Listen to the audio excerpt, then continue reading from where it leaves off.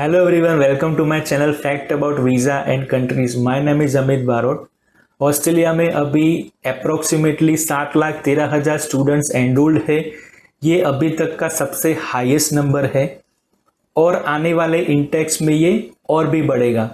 तो Australian government student visa को capping करने के लिए 15 से 20% तक का वीज़ा रेशियो कम कर सकती है और एक रिकॉर्ड के मुताबिक नवंबर 23 से फेब 24 तक 50,000 से ज़्यादा स्टूडेंट वीज़ा एप्लीकेशंस रिफ्यूज़ हुए हैं और नए नए रूल्स इम्प्लीमेंट हो रहे हैं, जैसे कि जीटी को रिप्लेस करके जीएसटी लाए, नो फर्दर स्टे को अपग्रेड किया और इंग्लिश लैंग्वेज प्रोफिशिएंसी को भी उसकी रिक्वायरमेंट बढ़ा दी गई।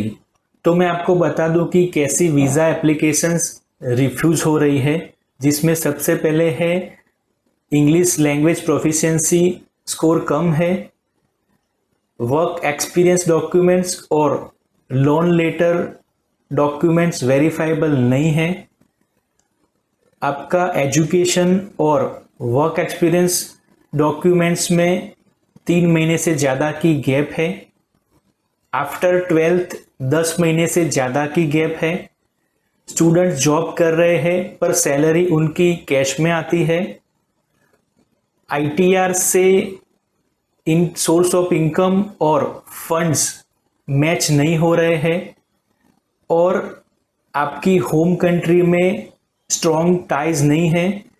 ऐसे ही काफ़ी सारे रीजंस की वजह से एप्लीकेशंस रिफ्यूज़ होती है और अभी इमिग्रेशन ऑफिसर ये सारी चीज़ को काफ़ी डीपली असेसमेंट कर रहे हैं और वीज़ा फाइल्स को रिफ्यूज़ कर रहे हैं।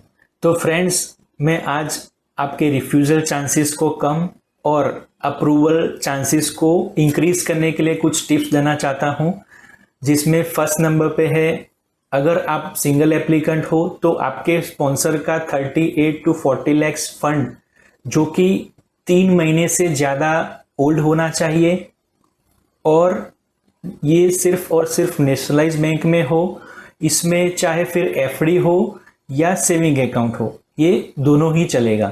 सेकंड, आपके स्पॉन्सर्स के income tax return 14 to 15 lakh के होने जरूरी है।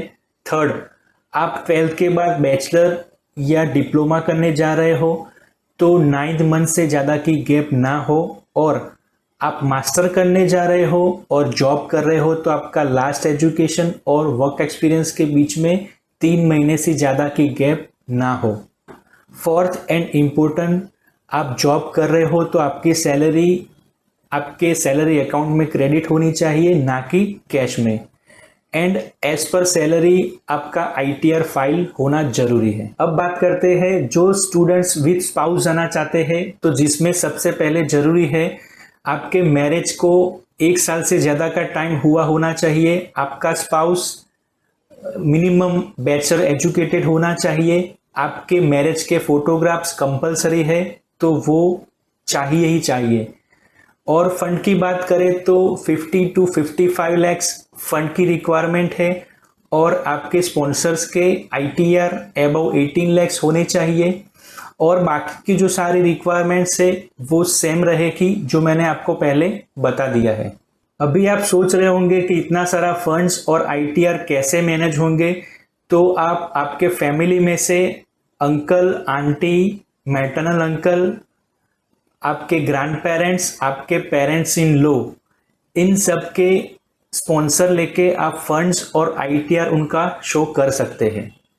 अगर आपको ये मेरी वीडियो इंफॉर्मेटिव लगी हो तो इसे लाइक एंड शेयर करें। ऐसी ही फैक्ट इंफॉर्मेशन जानने के लिए मेरी चैनल को सब्सक्राइब करें। Thank you for watching this video.